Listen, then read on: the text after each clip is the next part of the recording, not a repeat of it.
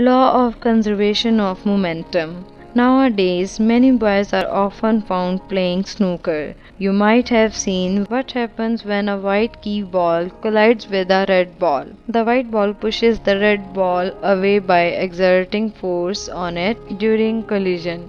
According to Newton's third law of motion, an equal and opposite force is exerted on the white ball. As a reaction, the red ball gains the momentum equal to that lost by the white ball. If the white ball stops after collision, the red ball starts moving forward with the same momentum. This means the total momentum of the two balls after collision will be the same as the total momentum before collision. This is known as law of conservation of momentum. So, when two or more bodies collide with one another, the total momentum of the system remains the same, provided no external force acts upon them. To explain this law, let's consider two balls of masses m1 and m2 initially moving with velocities u1 and u2 along a straight line in the same direction. If u1 greater than u2, the balls will collide. Suppose that their velocities become v1 and v2 respectively after the collision. Total momentum of the balls before collision is equal m1 u1 plus m2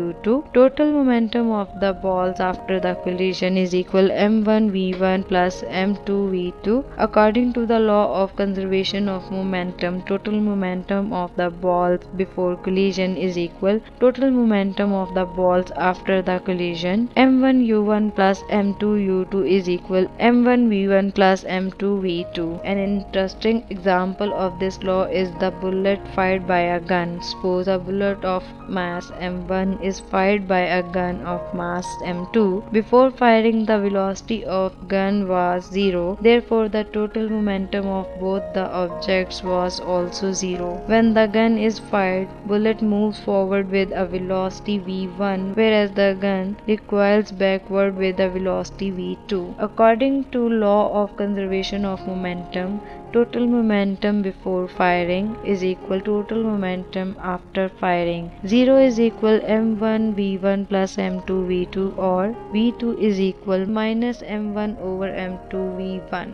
The negative sign indicates that the gun moves in the direction opposite to that of the bullet. Rocket or jet engine also works on this principle. In both of them, gases are produced at a high temperature due to the burning of fuel. These gases rush out with large momentum in the backward direction. As a result, the rocket or engine moves forward with the same momentum.